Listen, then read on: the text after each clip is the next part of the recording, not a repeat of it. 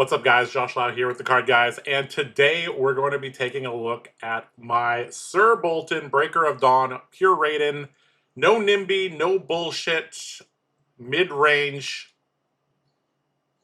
pure light, almost, deck list. And, well, the story behind this deck is I've been, ever since US Nats, things have been on a little bit of a, a little bit quieter. There hasn't really been that many events to go to, and because I didn't go to the Pro Tour. But yeah, I've had like about a month or so to, play at my locals and, play some games with my teammates and on Talishar and all that. And well, I've been working on this deck list here. I've had about a month, like I said, to work on this, and I think I've found a list that is pretty good, pretty solid, well-rounded, very, very mid-rangey, that can adapt to different situations. Is BOLTYN the strongest pick in this meta? No, but I don't think he's like... I checked the Talishar win rates, and he's like at 39, 40%. I don't think he's that bad. I do think, though... there has been some developments in BOLTYN deck building that have actually hurt him. So when NIMBY was released with high Cs, initially I thought that that was a very, very good card, and I played around with that quite a bit. The more and more I play with that card and the supporting cards, Nimblism, Jack be Nimble, Jack be Quick, that type of stuff, the more and more I play with it, it just does not... It helps with the absolute most aggressive version of BOLTYN possible, but it hurts all the other styles. The mid-range style gets hurt quite a bit. The defensive style of BOLTYN gets hurt quite a bit. And the consistency of the deck really, really goes out the window. So from all my testing, I think it's actually a giant trap to play NIMBY at the moment. I know there's a lot of people that have really liked that card, but I'll be honest, I don't think that's quite the way. So we're going to take a look at the main deck here. Now, for those of you who've been playing BOLTYN for quite a while, this is not the most shocking main deck. Most of the spice in this list is actually in the sideboard. But we will break down the main board. There are 52 cards here, and then we'll take a look at the sideboard. So let's break down the main board here. So let me just start by saying that this is a pure Raiden list. You guys, for those of you who have been following me for a long time, you guys know that I absolutely adore Combo BOLTYN. I brought Combo BOLTYN to the very first Pro Tours. I played it at Worlds as well, so I really do like Combo BOLTYN, but the metagame has progressed, and frankly, the Arsenal hate has progressed to a point and Combo Disruption has progressed to a point where I don't think there's a real reason to play that. So we're going to be focusing on a pure Raiden build. Now, the pure Raiden build can actually be... you can execute a pure Raiden build several different ways, and this is a list that combines several of those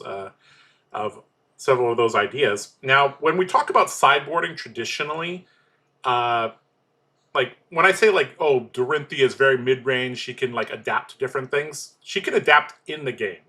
BOLTYN really comes down to adapting in sideboarding before you present the deck. Once you present the deck, you already have a game plan and you're executing that game plan. Whereas other warriors, they can speed up or slow down in the middle of the game. So that's something that's a little bit more tricky for BOLTYN, is that if you don't sideboard correctly with this list, and you don't know exactly what your game plan is, this deck punishes you way more than the other warriors. So this is a deck that really rewards knowing what you're doing. And well, that's why I'm here to help you learn that.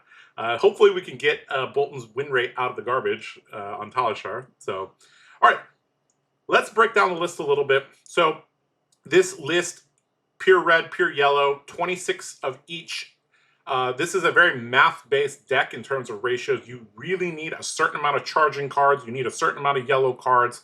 You need a certain amount of extenders, and I think that this ratio is pretty good. Now this, let's first start talking about some of the charge cards. So we have 6 copies of Beaming Bravado. So we got 3 copies of the red, 3 copies of the yellow.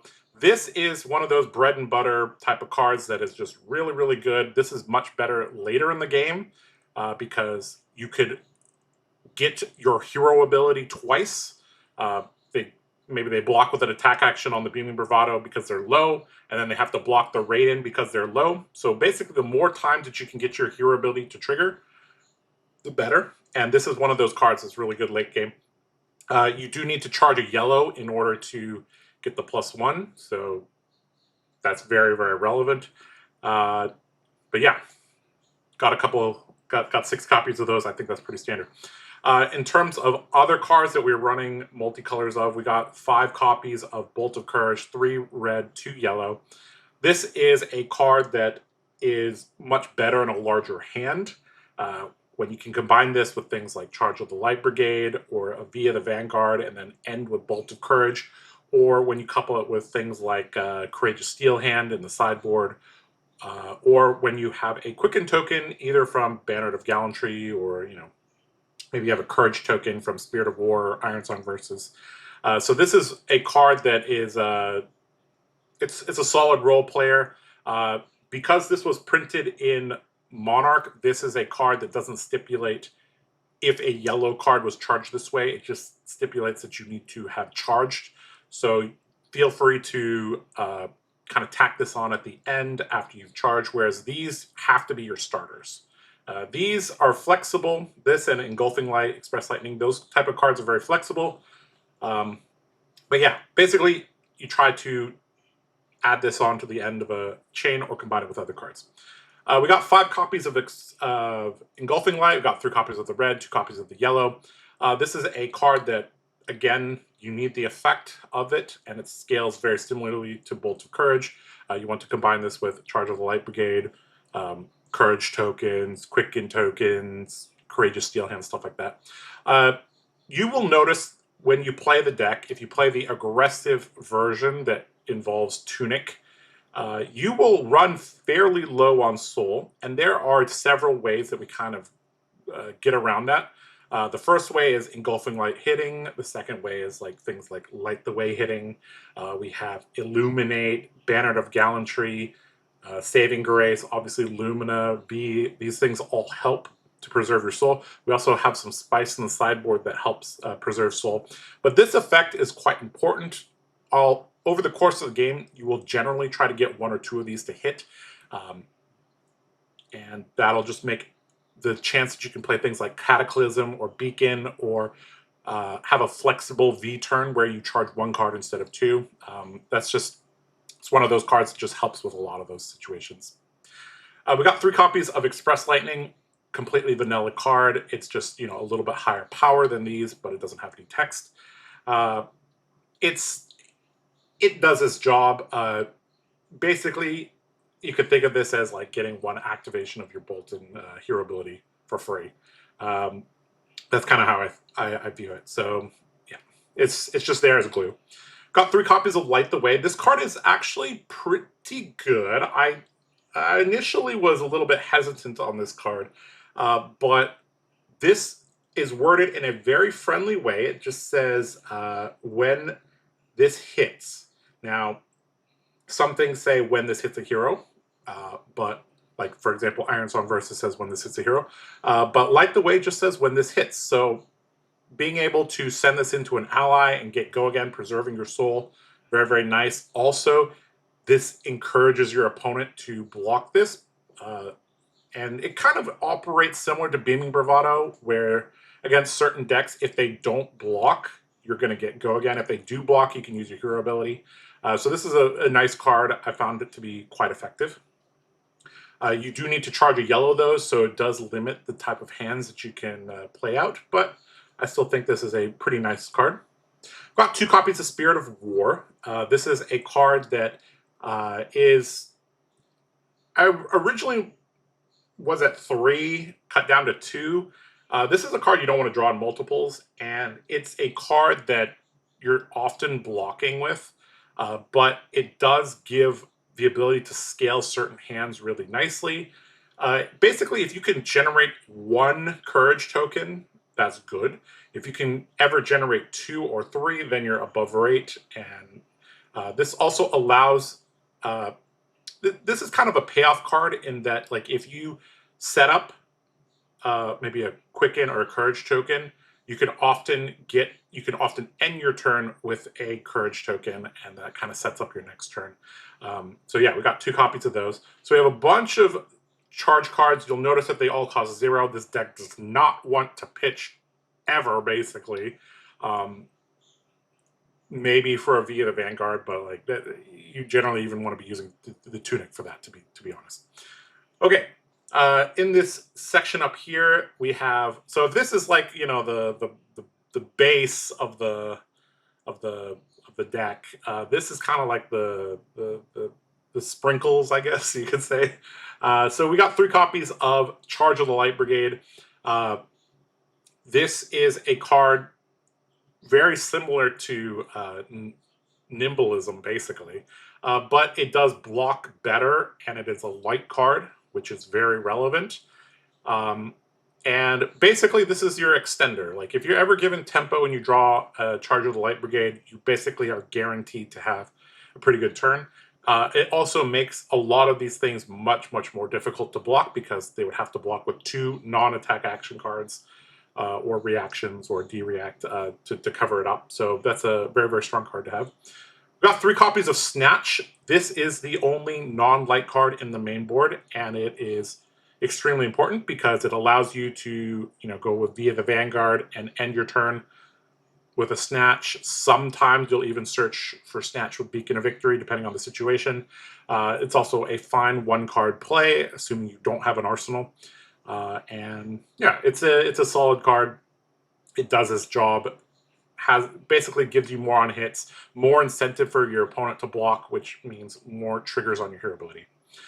In a similar vein, we have Illuminate, kind of like Snatch. Basically comes in at a break point, has an on hit, and yeah, it's helps out with the soul management a little bit.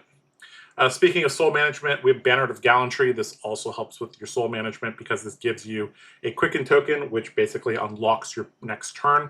Also, this is a card that is basically the card you want to charge with a lot of these that stipulate you need to charge a yellow. And it's a card that helps with your soul, and it's a yellow light card, does everything you want it to do. For those of you who've been playing BOLTYN for a long time, you may notice that we do not have Banneret of Courage here. And that's because that card, even though it does help with the offense, because we can basically convert our soul into go again, it doesn't help with our soul situation. And I found that there really isn't that much room for that many yellows that aren't doing something. So I originally was on 3 Gallantry, 3 Courage, and then slowly cutting down, and now I've actually eliminated Banneret of Courage completely from my list. And one of the reasons for that is this card right here, Saving Grace. So this is the de-react that, you know, allows you to charge your soul. This is one of the greatest pieces of synergy with Soulbound Resolve. Also, there's some, you know, cute situations where giving -2 to an attack can really mess them up. For example, if they're relying on a BOLTYN shot and Rain Razors, or against an opposing BOLTYN, this is also actually really, really good. But yeah, it's a card that can be very, very good on turn 0. This is a card that oftentimes is just charged if you're just trying to be very, very aggressive. And that's the beautiful thing about BOLTYN, is that you're very, very flexible on what you charge. So even if you normally when you draw up a full hand with tempo, which is likely to happen when you play one of your power cards, and you draw a de-react, you're normally very sad. But with BOLTYN being able to charge Saving Grace, totally fine. Decent arsenal target as well. But yeah, turns it into a 2-card 5, 2-card 6 with Soul Bond, and gives you an extra soul as well. So flexible card, important for the deck. Okay, over here we have our power cards. For those of you who are very familiar with BOLTYN, these are these are why you play BOLTYN. And well, the secret to it is basically if it has BOLTYN on the art, it's probably pretty good. Now, I know Banner of Courage does have BOLTYN on the art, and I'm not playing Banner of Courage, but in general, if you have the hero on the art, it is a good card. So let's start off with Via the Vanguard. So this is the power card of the deck. This is something that you really want to use Tunic for. You never want to actually have to pay for it. In matchups where you're running Soul Bond Resolve, you're probably not resolving via the Vanguard, to be honest. You're either charging it or blocking with it. But yeah, it provides a very, very nice buff to the combat chain. You do have to charge light cards in order to get the bonuses. So now you wouldn't even want to be charging Snatch, to be honest. You want to end with Snatch. So basically, the whole deck being light does synergize very, very well with Via the Vanguard. If you can ever get Spirit of Arena out, one of the strongest things that you can do is Via the Vanguard and then Raiden, Flash in Lumina. Very, very, very strong. But yeah, Via the Vanguard into Raiden, into you know, a Snatcher Illuminate at the very end of the chain is very, very good to do. That's one of your classic things to do. Generally, you will be double charging via the Vanguard because if you double charge it, that makes Bolting Blade free. Bolting Blade is in the sideboard, so you can have a very, very powerful turn with Bolting Blade. If you single charge V, that's also okay. It makes you a little bit more susceptible to things like Stonewall Gauntlet, and you'd only really do that if you have a lot of soul. And you just want to go even wider, because if you single charge V, that allows you to go 5 wide if you really hit the nuts. So yeah, we got that card. Lumina Ascension. This is the card that I think kind of encapsulates BOLTYN. This allows you to double swing Raiden and gives it on hits tons and tons and tons of value if this can ever hit. Generally, against good opponents, you're going to need to combine this with either with Courageous Steel Hand, Warcry, Balana, Beacon of Victory in order to ensure Raiden hits, or you are just going to have to be happy with getting a bunch of tempo. Because oftentimes when you play Lumina Ascension, your opponent is going to try to block out, use a card plus armor to try to block the 2 swings. So, yeah. Obviously, this card synergizes extremely well with Spirit of Arena. If you can play Lumina Ascension at instant speed, that gets your action point back. That solves a lot of problems in the deck. So, for example, if you have, like, let's say you have an Express Lightning as your starter, but you don't have, you know, Charge of the Light Brigade, you don't have a Quicken token, you don't have a Courage token, you don't have Steel Hand, you don't have Beacon, you can get your action point back with Lumina and go from there. Speaking of Beacon, we have Beacon of Victory. This can be used in several different ways. It kind of depends on whether you are playing Tunic or Soul Bond and the speed of the game and the level of your soul. But generally, you're just going to Beacon for 1, and you will generally grab Lumina, or you will grab something like Snatch or Illuminate, depending on the situation. You could also grab a V if you want to set up for the next turn. Let's say you have a Tunic ready next turn, so you could Beacon and grab V and then set that into Arsenal. But in general, you're going to be searching for Snatch, Illuminate, or Lumina. There are some situations where you could grab a Cataclysm as well. I've grabbed the Bolting Blade, although that's very expensive as well. Depends on the situation. Generally, I would say you do not go and grab the Spirit of Arena, because that's extremely soul intensive, because you have to Beacon and then you have to give your attack go again, and then you can play out the Spirit. I think it's okay in the really slow matchups, but it's it costs 2 soul to get this out, which is it depends. If you haven't seen Illumina, you could do that, but in general, I wouldn't be tutoring for Spirit of Arena with Beacon. All right, we got 3 copies of Cat, Cataclysm, Super Easter Egg, whatever you want to call it. This is kind of the build-up of, you know, I've mentioned several times, oh, it saves soul, oh, it saves soul, oh, it goes soul positive, oh, it you know, helps out with our soul situation. Well, this is really the reason why we're trying to, you know, save a penny here, save a penny there, save a penny here. Eventually, you get to a point where you can cast a large Beacon of Victory, or you can cast a Cataclysm. Now, Cataclysm into one of these 0 for 4s is a really good hand. Alternatively, you can cast this in the middle. Let's say if you have a very large hand, you can also, you know, just send it in the middle of the chain, and that often gets you a bunch of tempo. And it's a really good card to have at the very end of the game, because it allows for very efficient 2-card hands after you've been playing a little bit under rate. The final card in the main deck is Spirit of Arena. Now, this is my all-time favorite playmat, and it is also one of the most beautifully designed cards in the game. It is a card that is extremely impactful if you can get this out, very similar to Library. Basically, when you have Spirit of Arena out, you can play Luminous Ascension at instant speed. Creates a lot of different lines that you can open up. If you can ever get a Spirit of Arena out and you ever double Luminous Ascension, you probably just win the game. Yeah, it's a card that just improves the ceiling of the deck. It doesn't really... I mean, it's at the mercy of where this card is in the 60 that you present. So, yeah, good card, but... you're not going to see it every game. I would say you probably see it less.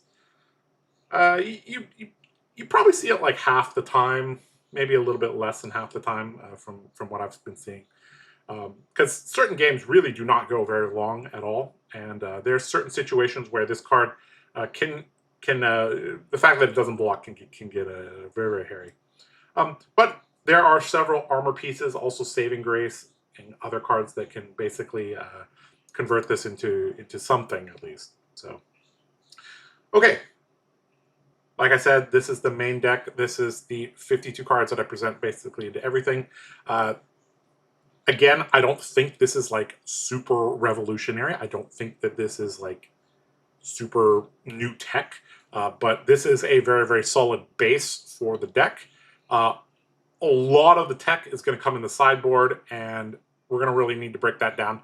So let's go do that right now. All right, guys, welcome to the sideboard section of the deck tech. So let's start off with the equipment. And this is fairly standard equipment, but this is equipment that you really need to know when you are going to play each of these pieces, because they change the play style of the deck quite a bit. Like I mentioned, in the main deck tech, a lot of BOLTYN's flexibility comes from the sideboard, and once you lock in your equipment in your 60, you need to have a game plan, you need to execute it. You can't really be too flexible in the middle of the game, whether you're going to go, you know, fast or slow, whether you're going to play defensive or aggressive. So you really need to know which one you're going to do and go from there. So let's start off with the helmets. So we have Warband of B'Elanna, Helm of Halo's Grace, Halo of Illumination, and Kabuto of Imperial Authority. So let's just knock out the 2 that are really straightforward. So Halo of Illumination, that's played against Kano. Now, you might be saying, why are we dedicating 1 slot to a deck that has like 3% meta representation? Sure, but this one card improves your matchup in that against Kano by like 15, 20, 30%. Like it's actually ridiculous. So it's important. If you really want to make room for another card and you know that there's no Kanos in your area, you could swap it out. Kabuto of Imperial Authority. Now, this is a card that unfortunately is a necessary evil. This is a card that unfortunately is very good against BOLTYN, but it is pretty important against the other warriors. If they have Kabuto and you don't, you're going to be very sad. So you bring it in against other warriors.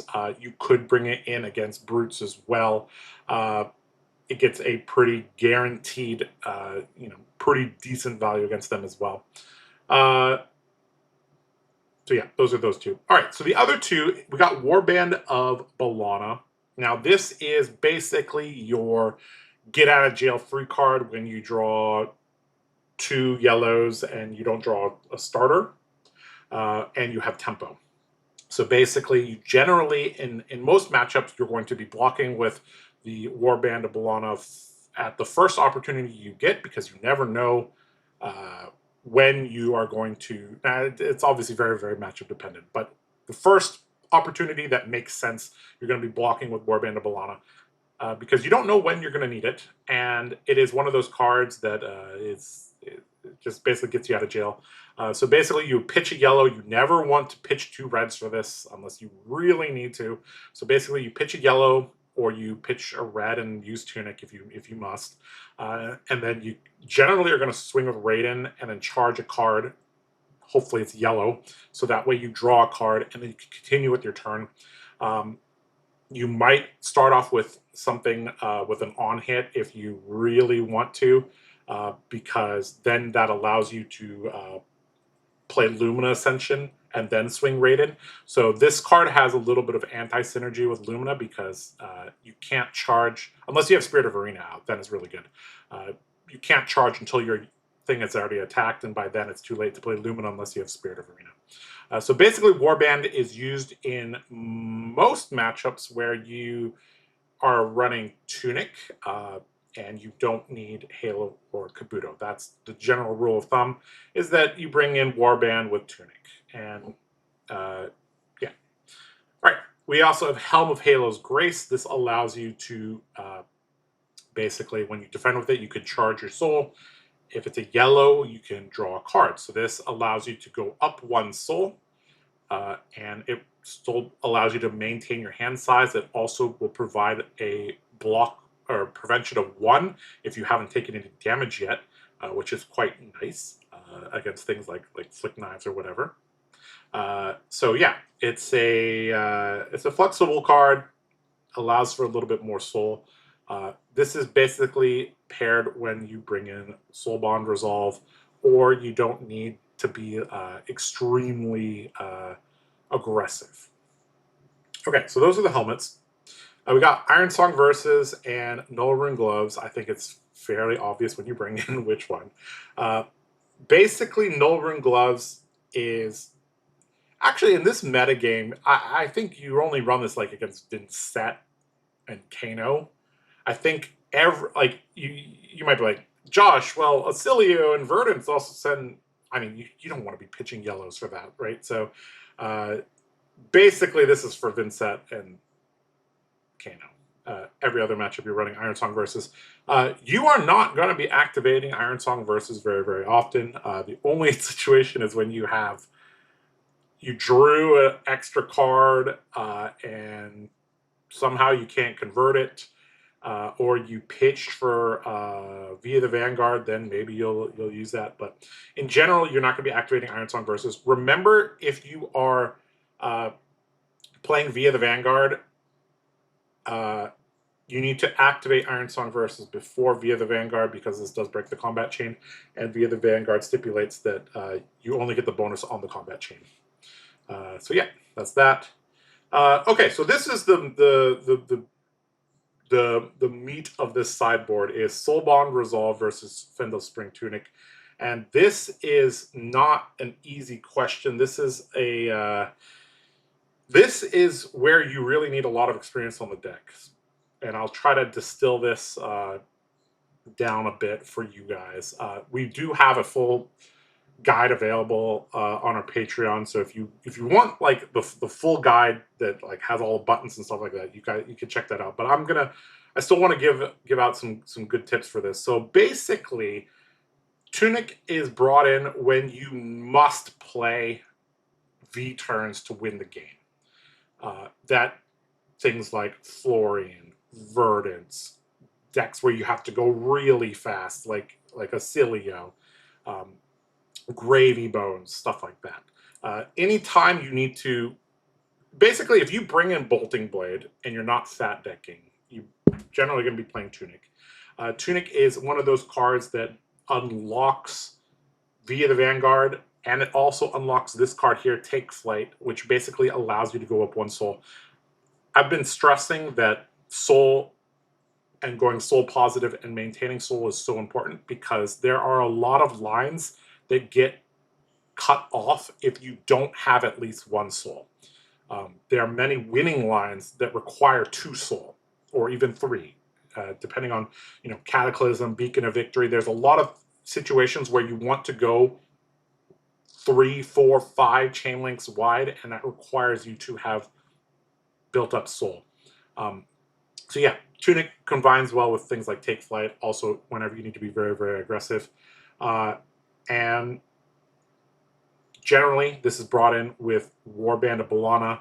The boots kind of depends on whether or not you need the armor. If you need to be the most aggressive version, you'd bring in Snaps, Tunic, Warband, and Ironsong versus. If you can afford, if you still want the explosiveness of Tunic with the via Vanguard turns, but you need a little bit more armor, you can run Warpath. But basically, the aggressive matchups you bring in Tunic.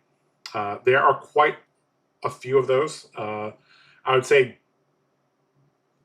about half the matchups are Tunic, half the matchups are Soulbond. All right, let's talk a little bit about Soulbond Resolve. This is a card that you need to play this against the slower matchups. For example, the Assassins, you would be bringing in Soulbond Resolve. Basically, any very disruptive matchup or matchups where they have a lot, they have Dominate or something like that. So, like against Guardians, you'd probably also be bringing in this.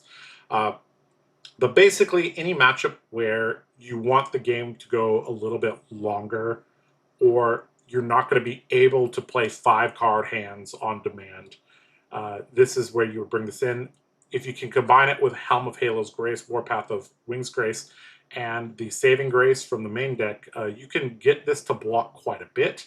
Now, be aware that this does say the first time you would be dealt damage. So if you've taken damage and then you decide to, charge your soul on defense, you won't get the prevention from the Soulbond Resolve. So that is pretty important. But basically, you are going to try to try to basically block breakpoints with that prevention, or prevent annoying things like Flick Knives from dealing too much to you. It's a good card. It's definitely for the slower matchups. Sometimes you are going to basically, if you basically need to look at whether or not you can play a V. If you can't play a V, then you're probably running the Soulbond Resolve. All right. Last up, we have the boots. Snapdragons is the get out of jail free +1 soul. You can think of it that way. Warpath of Winged Grace is when you need a little bit more armor, or when you're playing Soulbond Resolve, you would also bring that in. Yeah, it gives you a Quicken token. Quicken tokens are not like agility tokens. They can just sit around for quite a while. And yeah, it does its job there. So with all the armor, you can actually have, 8 armor, quite a bit of prevention as well. So you have effectively upwards of 50 life to work with, which will allow you to extend the game and kind of wait for your openings, which is a big part of playing the slower BOLTYN.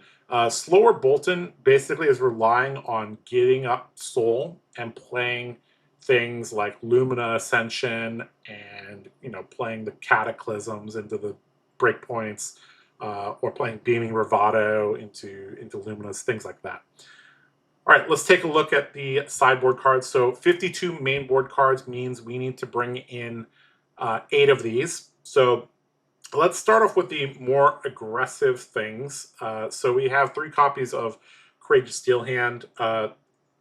In matchups where you're going to be able to keep your hand, and you are going to play a larger hand, this is where you would bring in Courageous Steel Hand.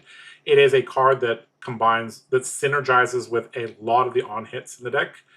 Basically, holding back cards and playing things with on-hits in the middle of the chain is one of the most effective things you can do as BOLTYN, because it forces them to overblock, or it allows you to get an on-hit in, and it also removes the effectiveness of the D-reacts. For example, if you swing with Lumina and they have a sink below, they're very likely to just play the sink below on the Lumina, and instead of blocking with a card plus armor, because it just lines up too nicely.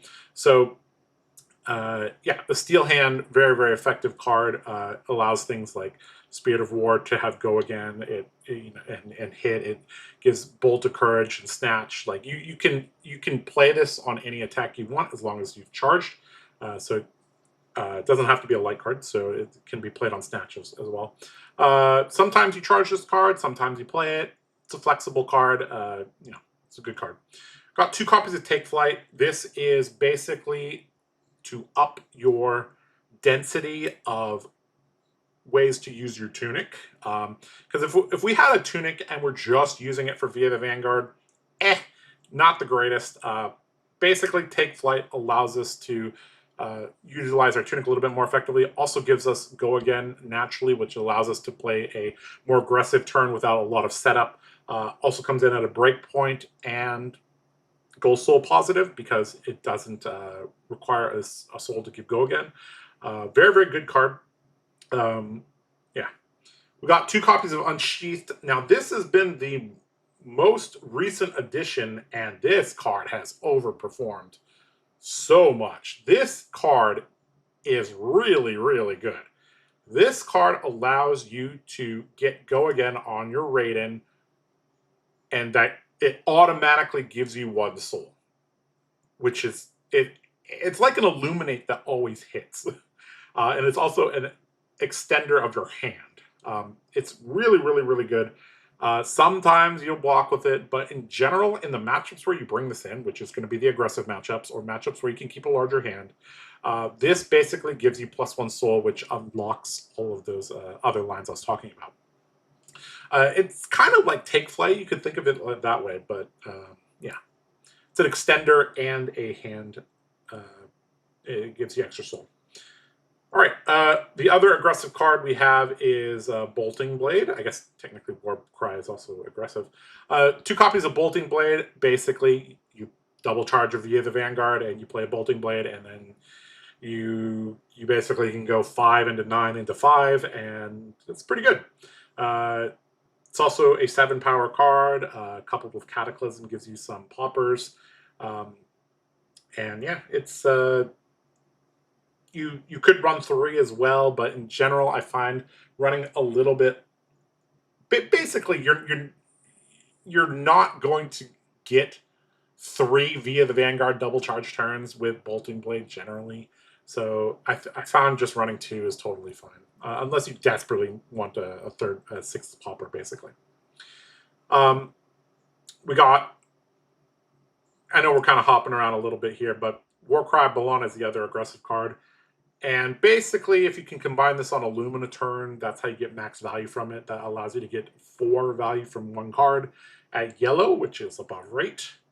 If you can't, then you get 2 value, but you probably get an on hit. You either get the Iron Song Versus on hit or the Lumina Ascension on hit. So it's a good card. The instant ability does come up once in a while. You can use this against Ira, maybe other warriors, against certain assassins. You need to be kind of careful because if they pump the weapon in reactions, you could often just like lose the game from that one interaction. But yeah, make sure you read this card very carefully and you understand how it operates. But generally, you're just bringing this in when you want to fat deck a little bit. You think you can set up a good Lumina turn with 5 cards, stuff like that. Okay, in terms of defensive cards, we got 3 Sink Below, 2 Soul Shield. Sink Below is a card that allows us to do a little bit of pitch stacking. It also allows us to fix our hands. It's Sink Below. I mean, I don't need to talk too much about it. You could run Shelter of the Storm here as well. I wouldn't hate it. But I found that Sink Below just helps a little bit more than Shelter in this current metagame. We got 2 copies of Soul Shield. Some decks do go kind of tall, and I wouldn't say this is like the best Soul Shield meta, but I like having Soul Shield against the assassins and just, you know, the occasional guardian, sometimes warriors as well. So it's a fine card. It's on rate, keeps your soul healthy. It's a fine card. Finally, we've got 1 copy of Remembrance. This is a card that you probably need 1 of in most metagames. I've seen quite a few BOLTYN lists without Remembrance, and that makes me go, huh? There is a lot of situations where you run very, very low on cards. And Raiden is not a... It sounds insulting, but it's not a real weapon. If you run out of deck, you run out of damage. They're kind of similar to Rangers, basically. So yeah, it's pretty important to run a Remembrance. Sometimes you will use this. Sometimes you'll charge this, but generally you're going to try to play this out. The power cards, generally you want to get your Via Vanguard back, especially if you still have Tunic. Sometimes you get your 0 for 4s back if that's what you got. Sometimes you get the Take Flight back. I mean, it really depends on the situation. Sometimes it's Lumina, sometimes it's Cataclysm. If you, for example, if you still have a good amount of deck left, Lumina is probably the strongest card that you can grab. But if you don't have Spirit of Arena out, or if you're running very low on cards, you're just going to go for the max damage output, which is generally going to be V plus Bolting Blade, especially if you still have your Tunic. So yeah, Remembrance is a very, very important card. Don't leave home without it. So yeah, that's the sideboard. Generally, you're going to be bringing in 8 cards. So basically, it's, do I need to be more aggressive? Then I bring in things like Steel Hand, Take Flight, Unsheathed. If I'm running Tunic, then Take Flight's good with that. If I'm gonna try to block a little bit more, then I want Soul Shield and Sink Blow and those type of cards. The ratios are very, very important. I've played around with a lot of different cards on the sideboard, and this is the loadout that I think works the best, and it allows you to sideboard into a bunch of different situations. So yeah. So let's quickly dive into some sideboarding against the most popular decks. And yeah, let's get into that right now. All right, guys, let's take a look at how we're going to sideboard against Slippy. This is one of the most popular decks in the metagame at the moment. So this is going to be a full defensive build. So we're going to bring in the Grace set of equipment with the Soul Bond Resolve. And obviously we're going to run Iron Strong Versus as well. Basically what we're trying to do is get a decent amount of soul and play some very efficient smaller hands, or sometimes when we get the right opportunity with a card in Arsenal, play a 2-card plus Arsenal hand. And so these sideboard cards allow us to do that. Remember, we have 52 main board, so we bring in 8. We got 2 copies of Soul Shield. Obviously, we want all the D-Reacts we can against the assassins. Now, this cleanly blocks just a nick on a small thing, or basically allows you to jump up in defense by quite a bit. So that's this combined with Saving Grace gives you a decent amount of defensive tools. We got 3 copies of Courageous Steel Hand as well, because sometimes you are going to get a little bit of an opening, and basically this allows you to play a very, very efficient and flexible hand, especially if you have cards set up in Arsenal. Basically, it gives you go again and allows you to at least put a little bit of pressure back on them. You could also fat deck if you wanted to. I wouldn't hate it. There are many situations where if the assassin is also playing a little bit slower, you can get really low on cards. Either way, I think it's fine. I think this is like the more straightforward way to play. But try out both methods and see how you like it.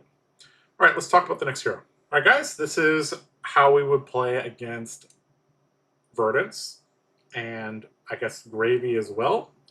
Basically a matchup where you're going to need to be as aggressive as possible. Also a matchup where you might get a little bit soul starved, or you just need the consistency. So that's why we're bringing in Snapdragons there. Tunic enables those big V turns, take flight turns, and stuff like that. Warband, I've talked already, that bails you out. And basically, these are all the aggressive cards that we could bring in. You could also bring in Warcry Bellana, but I think this is a good starting position. Unsheath, Take Flight, going to give you a little bit of extra soul over the course of the game. Also, you're very likely to see one of these early, so that does basically get you from near 0 soul, like 0 to 1 soul, closer to the 2 to 3 soul range, which basically allows for more smooth hands, and also allows you to go wider, which is often what you need against those decks. Certain decks, they'll either like for Verdance, she's probably going to block you out quite a decent amount. Also, it's going to be hard to get your hero ability because she's got a lot of non-attack actions. Whereas with Gravy, when you need the ability to clear certain health allies, having the ability to either, like sometimes you may need to send 2 attacks into something. So basically having extra soul is very, very important in those matchups because the big turns really dictate whether or not you're going to win that game or not. Speaking of big turns, Bolting Blade obviously going to be very, very effective with the double charge via the Vanguard. All right, let's go to the next matchup. All right, guys, by the Kabuto, you might be able to guess that this is for Kassai and Dorinthia. So basically, we need to have a combination of offense, defense, and resilience. So that's why we're running this equipment set. This allows us to be explosive with Tunic. Also allows us to deny large turns with Blood on our hands and Steel Blade Supremacy. And Warpath just gives us a little bit of extra armor on those important turns. We're basically bringing in all of our offensive cards that we brought in against Verdance and Gravy, but we're also combining that with a little bit more oomph in terms of deck density. So we have our D-Reacts, which are obviously very helpful against them, but we also have Warcry Bellana, which is a card that allows us to, steal games at the very end of the game. And it also allows us to just have a little bit more card density. And we also brought in our Remembrance because, well, we could get fatigued. So, yeah. All right, so that's how I would sideboard against a Kassai or Dori. Let's go to the next one. All right, guys, to round things out, we have how I would sideboard against Prism. So against Prism, we basically need to wait for the right opportunity, and we also need a decent amount of armor to deny things like Herald of Erudition. So that's why we have these extra armor pieces, but we're also going to use the Tunic because we need to capitalize on strong turns to push damage, to get the life totals low, to start forcing Prism to block, because Prism basically only has attack actions that block. So the sooner that we can get her to block, the better. And basically we're going to be biding our time until our Tunic is up. Then we're going to try to play a big turn and kind of go from there. So we're going to be bringing in some of our offensive cards. So Take Flight and Unsheath does help with that. Bolting Blade has a dual purpose here because it's also a popper, but it's also one of the cards that combines very well on a V turn. And we also brought in our Sync Blows because those help deny some of the attack reactions that Prism has. So basically, she'll try to get her heralds to hit with her pumps, and that helps deny that. Also smooths out our hand a little bit because we don't need to play the largest hands, but this will also be very, very nice with a lot of the 3 blocks. If we don't have a popper, a 3 block plus this allows us to cleanly block a lot of those 7 power heralds, and allows us to maintain our armor. So yeah. All right, guys. Well, like I said, this is just some examples of how to sideboard. If you guys want the full guide on how to do that, that will be in the description. You guys can check that out on Patreon. Yeah. All right, let's do a little bit of a wrap up now. All right, guys, a little bit of wrap up here. Before we go, I just want to give some general tips for Sir Boltyn. This is a deck that is going to be it's going to be very, very important for you to understand what your opponent is doing because you are either going to be trying to race them, you're going to be trying to block them, you're going to be trying to set up particular turns, and you have to manage the threat of fatigue as well with BOLTYN. So this is a hero that is significantly more complicated, I would say, than the other warriors. And basically, just like the other warriors, you do need to wait for your opening. A lot of the strongest turns involve a Tunic V, or involve cards such as Lumina Ascension and or things like Steel Blade and stuff like that. So you're going to really need to combine the deck in a way that that allows you to get maximum value from your cards. Also, the more times that you can get your opponent to block you, that's generally going to be good. I've joked around that the Warriors have a hidden quest. The quest is get your opponent to trigger your hero ability as many times as possible. So yeah, that's kind of how it is. You also need to be very, very aware that certain hands can be extremely bricky. So you do need to prevent that by either arsenaling a glue piece, like Charge of the Light Brigade would be nice, or Take Flight when you have Tunic on 2, stuff like that. Also, you have the ability to use Warband of B'Elanna. That also kind of gets you out of jail. But basically, if you could end your turn on a Quicken token or a Courage token or an Arsenal, generally that's going to be preferable than just pushing damage, because if you draw the wrong hand, your damage output could be like a 2-card 4. Like if you draw a really, really bricky hand. So it's pretty important to try to set up for future turns. Also, you need to manage your soul very carefully. There's a very, very big difference between having 0 soul and having 1 and having 2 and having 3. The amount of play lines that open up to you is very, very different. In general, if you can play out your snatches and illuminates at the end of the chain, that's preferable to blocking with them in general.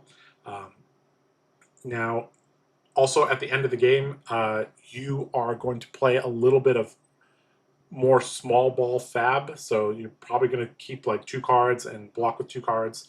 But it is just like other warriors. If you can drop down really low and then send back a 4 or 5 card hand, cause your hero ability to trigger 2-3 times, you probably can win the game from there, as long as you don't brick on the next turn. So you kind of need to figure out like how you want to close out the game, whether that's getting your hero ability to trigger 3-4 times and taking all their cards, whether that's a Cataclysm, whether that's playing a large Beacon of Victory. The win conditions for this deck really depend on the state of the game, what hero you're playing against, and what power cards you still have left in your deck. So there's a lot of I did mention that there's not a lot of flexibility in the game, but there's a lot of flexibility at the very, very end of the game for BOLTYN, and on how he wants to close out the game. It's very important to not drag the game out too long, because even if you have cards like Remembrance in your deck, if you draw Remembrance really, really late, it could, maybe you've had to block with your Tunic or something like that. It really cuts off the amount of possible avenues that you have to victory there. So yeah, this is a very, very complete warrior at the moment. I think he is quite good. I've talked about a little bit about why I don't like some of the builds of BOLTYN, and I hope that you guys can try out this list and find some good success with it. So we're going to be linking that in the description. Yeah. Go out and play some BOLTYN. He's one of the most fun heroes in the game to play, and I don't think he's 39, 40% win rate bad at the moment. He definitely could use a little bit of a power up, but I don't think he's too bad. Also, big shout out to Jesse for getting me these sleeves from Gen Con. They look really, really, really good. They didn't actually have any BOLTYN sleeves. I was joking around with my locals that they only had BOLTYN adjacent sleeves, aka all the Prism bling. So I'm very happy to have some sleeves that match their BOLTYN. Anyways, enough babbling. Go play some BOLTYN. I hope you guys enjoyed this deck tech. This has been Josh Lau with TheCardGuyz. Thanks for watching. I'll see you guys later. Take care. Hey man, did you get the KO deck for Worlds? No one's doing that, okay? Courage to play whole horse now. Don't scale to get greedy. Put him in the middle for now. That's perfect. All right, next year. Hearthstone champion, Robert. And we're gonna have to order a couple more. Thanks for watching the video. Here's some more Card Guys videos you might enjoy.